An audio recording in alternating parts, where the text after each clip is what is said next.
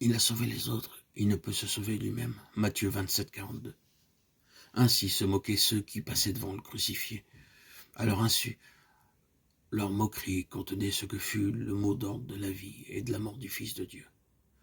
Ce qui fut au cœur même de l'œuvre de Dieu en faveur du monde. Dieu a tant aimé le monde qu'il a donné son Fils unique. Pour sauver les autres, le Père donne son Fils. Pour sauver les autres, le Fils ne peut se sauver lui-même. Il doit livrer son âme à la mort pour se voir une postérité et partager le butin avec les puissants. Ésaïe 53. Pour sauver les autres, le Saint-Esprit ne peut éviter l'agonie. Une agonie comme celle de Jésus en Gethsémane. Lorsqu'il pénètre dans les cœurs des hommes plongés dans le péché, souvent rebelles et désobéissants, il intercède en leur faveur. Il plaide pour eux par des soupirs inexprimables. Romains 8, 26, 27.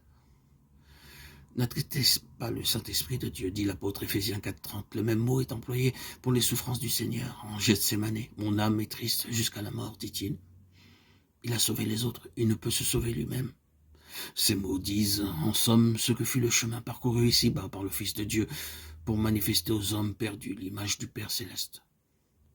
Le Fils, reflet de la gloire de Dieu, et l'empreinte de sa personne, Hébreux 1, 3, révèle le Père.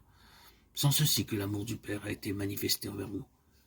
C'est que Dieu a envoyé son Fils unique dans le monde, afin que nous vivions par lui. 1 Jean 4, 9. Bref, sauver les autres en refusant de se sauver soi-même, c'est ressembler à Dieu.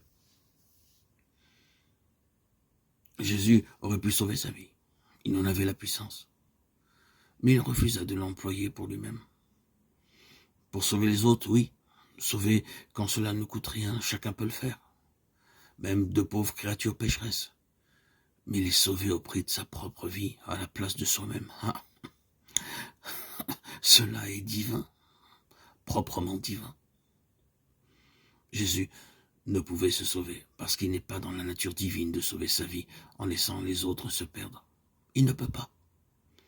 Parole magnifique, merveilleuse, prononcée par des moqueurs, par des pécheurs qui crucifient leur sauveur. Ils ne se rendent pas compte de ce qu'ils disent. Déjà, lors de la tentation au désert, Jésus révéla cette loi qui domina sa vie. Plus tard, il nourrira les foules. Mais là, tenté par le diable, ayant faim, il refusa d'employer son pouvoir pour se nourrir lui-même. Il puise dans la puissance divine pour bénir les autres, pour les nourrir, les guérir, les sauver. Et pour lui, rien. Pour s'éviter la torture de la faim, pour arrêter les paroles de mépris ou empêcher les coups qui le frappent, Jésus refusa de recourir à la puissance divine. Tel doit être l'enfant de Dieu pour être transformé en image du Fils et manifester son caractère divin, ainsi que le Fils lui-même révéla le Père céleste. Il a sauvé les autres. Il ne peut se sauver lui-même. Cette loi a dominé la vie de Jésus. Elle doit être aussi la loi des disciples, de tous ceux qui veulent suivre l'agneau, quelque part qu'ils aillent.